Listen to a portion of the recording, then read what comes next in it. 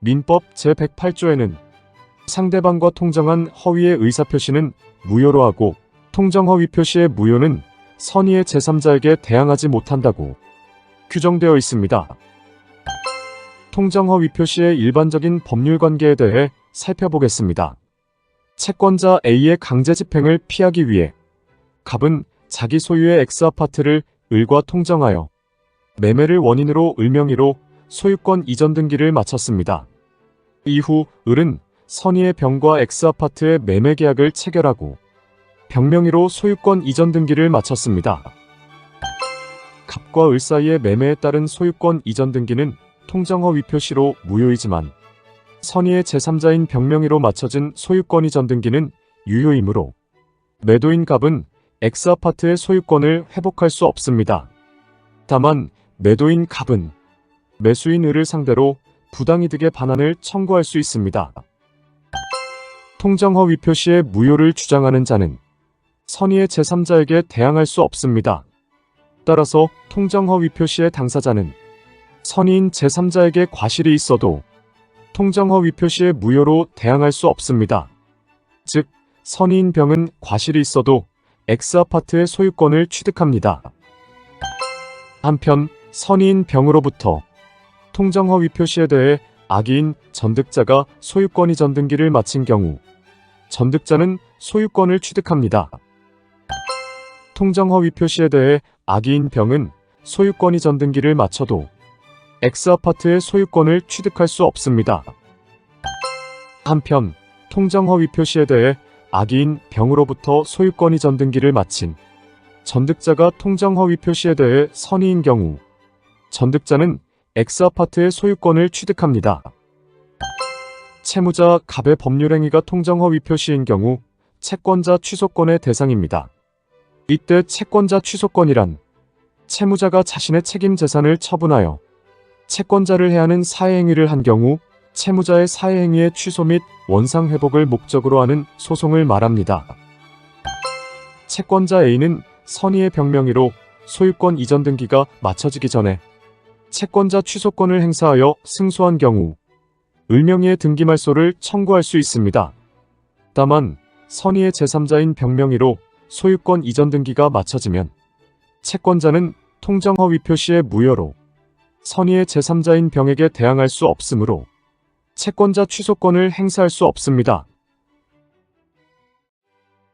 민법 제108조에는 상대방과 통정한 허위의 의사표시는 무효로 하고 통정허위 표시의 무효는 선의의 제3자에게 대항하지 못한다고 규정되어 있습니다. 갑은 을에게 자신의 토지를 증여하기로 합의하였으나 세금 문제 때문에 을에게 매도하는 것처럼 계약서를 작성하여 소유권 이전 등기를 마쳤습니다. 이후 과세관청에 증여세 과세 처분이 있자 을은 갑의 을에 대한 매매를 원인으로 하는 소유권 이전 등기가 무효이고 토지의 소유권은 갑에게 있으므로 증여세 과세 처분이 부적법함을 주장하였습니다. 갑과 을 사이의 매매 계약은 가장행위로 무효입니다. 한편 은닉행위는 당사자 간 어떤 행위가 무효이면 다른 행위를 하였을 것이라는 진정한 의사의 합치가 존재하고 법률행위의 유효요건을 갖추고 있는 경우 유효한 법률행위로 인정하는 무효인 법률행위의 전환을 말합니다. 따라서 은닉행위인 증여계약은 유효이고 을명의의 소유권 이전 등기도 유효합니다.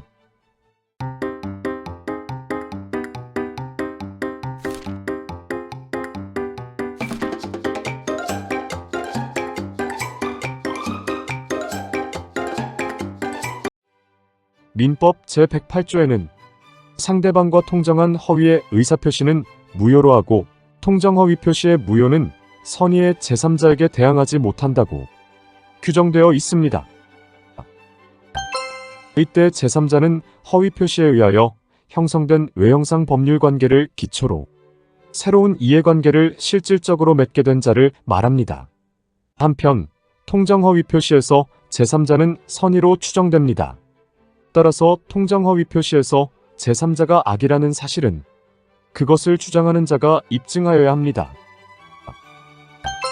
통정허위 표시의 제3자가 통정허위 표시의 무효로부터 보호받는 민법상 선의의 제3자에 해당하는지 여부가 주요 출제 쟁점입니다.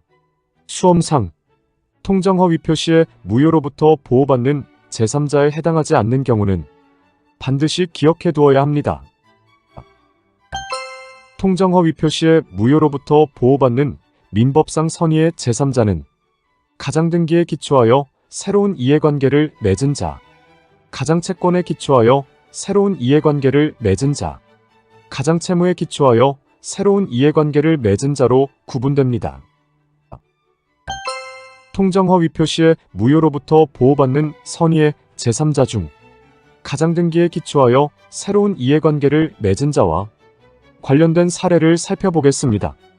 X부동산의 소유자인 갑과 통정허위 표시에 의해 소유권 이전 등기를 마친 을이 병과 매매계약을 체결한 후 병명의로 소유권 이전 등기가 마쳐졌을 때 가장 소유권의 양수인인 병은 통정허위 표시의 무효로부터 보호받는 선의의 제3자에 포함됩니다. X부동산의 소유자인 갑과 통정허위 표시에 의해 소유권 이전 등기를 마친 을이 병과 저당권 설정 계약을 체결하고 병명의로 저당권 설정 등기가 마쳐졌을 때 가장 소유권의 저당권자인 병은 통정허위 표시의 무효로부터 보호받는 선의의 제3자에 포함됩니다. X부동산의 소유자인 갑과 통정허위 표시에 의해 전세권 설정 등기를 마친 을이 전세권을 담보로 병과 저당권 설정 계약을 체결하고 병명의로 저당권 설정 등기가 마쳐졌을 때 가장 전세권의 저당권자인 병은 통정허위 표시의 무효로부터 보호받는 선의의 제3자에 포함됩니다. X부동산의 소유자 갑과 통정허위 표시에 의해 근저당권 설정 등기를 마친 을의 가장 근저당권부 채권에 대해 을의 채권자 병을 위한 가압류 등기를 마친 경우 가장 근저당권부 채권을 가압류한 병은 통정허위 표시의 무효로부터 보호받는 선의의 제3자에 포함됩니다. 통정허위 표시의 무효로부터 보호받는 선의의 제3자 중 가장채권에 기초하여 새로운 이해관계를 맺은 자와 관련된 사례를 살펴보겠습니다. 가장소비대차에 기한 대여금 채권을 법률행위에 의해 양수한 자는 통정허위 표시의 무효로부터 보호받는 선의의 제3자에 포함됩니다.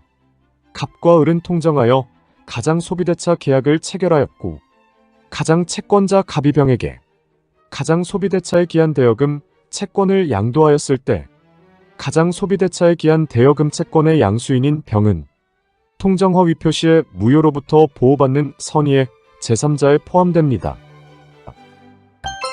가장소비대차에 기한 대여금 채권을 가진 금융기관의 부실채권을 양수한 한국자산관리공사는 통정허위 표시의 무효로부터 보호받는 선의의 제3자에 포함됩니다. X부동산의 소유자 갑이 을과 통정허위 표시에 의해 X부동산에 대한 매매계약을 체결하여 가장매매에 기한 매매대금 채권을 보유한 상태에서 갑이 가장매매대금 채권을 병에게 양도한 경우 가장매매에 기한 매매대금 채권의 양수인인 병은 통정허위 표시의 무효로부터 보호받는 선의의 제3자에 포함됩니다. 파산선고 전 가장채권을 보유했던 자가 파산됨에 따라 선임된 파산관제인 갑이 파산관제인으로 선임되기 전부터 가장채권임을 알고 있었던 경우 통정허위 표시의 무효로부터 보호받는 선의의 제3자인지 여부가 문제되었는 바 파산채권자 전부가 가장채권이라는 사실을 알지 못하는 파산관제인은 통정허위 표시의 무효로부터 보호받는 선의의 제3자에 포함됩니다. 통정허위 표시의 무효로부터 보호받는 선의의 제3자 중 가장채무에 기초하여 새로운 이해관계를 맺은 자와 관련된 사례를 살펴보겠습니다. 퇴직금 채권자 갑은 통정허위 표시에 의해 을에게 퇴직금 채권을 양도하였고 퇴직금 채무자 병이 퇴직금 채권의 가장양수인 을에게 변제하였을 때 채권의 가장양도에서 변제 후 채무자는 통정허위 표시의 무효로부터 보호받는 선의의 제3자에 포함됩니다. 추채무자의 기망행위에 의하여 추채무가 있는 것으로 믿고 추채무자와 보증계약을 체결한 다음 보증채무자로서 그 채무까지 이행한 경우 추채무자의 채권자에 대한 채무 부담행위라는 허위 표시에 기초하여 그 보증인이 구상권을 취득한 경우 보증인은 통정 허위 표시에 무효로부터 보호받는 제3자에 포함됩니다. 통정 허위 표시에 무효로부터 보호받는 제3자에 해당하지 않는 경우는 대리인의 통정 허위 표시에서 본인, 제3자를 위한 계약에서 제3자, 금융위원회의 지정을 받아 가장소비대차 계약을 인수한 금융기관이 포함됩니다. 구체적으로 살펴보면 대리권의 범위 내에서 대리인이 상대방과 체결한 법률행위에서 본인은 통정허위 표시를 기초로 새로운 법률관계를 맺은 자가 아니므로 통정허위 표시에 무효로부터 보호받는 선의의 제3자에 해당하지 않습니다. 예를 들어 시가 1억 원 상당의 X부동산 소유자 갑은 을에게 대리권을 수여하며 대리행위에 의해 매매계약이 체결되면 매매대금의 10%를 지급하기로 약정하고 갑의 대리인 을은 병과 통정하여 X부동산의 매매가액을 1억 5천만 원으로 하는 매매계약을 체결하였고 갑이 대리인 을에게 1,500만 원을 지급한 상황에서 병이 X부동산에 대한 매매계약이 통정허위 표시로 무효임을 주장하며 매매대금 지급을 거절하였을 때 대리행위에서의 본인은 통정허위 표시에 무효로부터 보호받는 선의의 제3자에 포함되지 않습니다. 제3자를 위한 계약에서 제3자는 통정허위 표시에 기초해서 새로운 법률관계를 맺은 자가 아니므로 통정허위 표시에 무효로부터 보호받는 제3자에 포함되지 않습니다.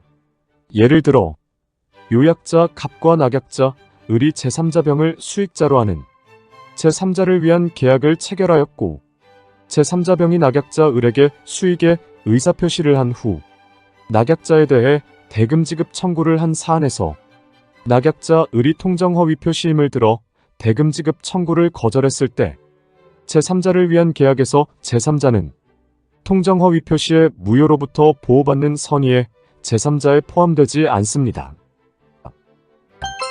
가장소비대차에 기한 대여금 채권을 가진 금융기관인 상호저축은행으로부터 금융위원회의 지정을 받은 상호저축은행이 계약을 인수한 경우 그 상호저축은행은 통정허위 표시에 무효로부터 보호받는 선의의 제3자에 포함되지 않습니다.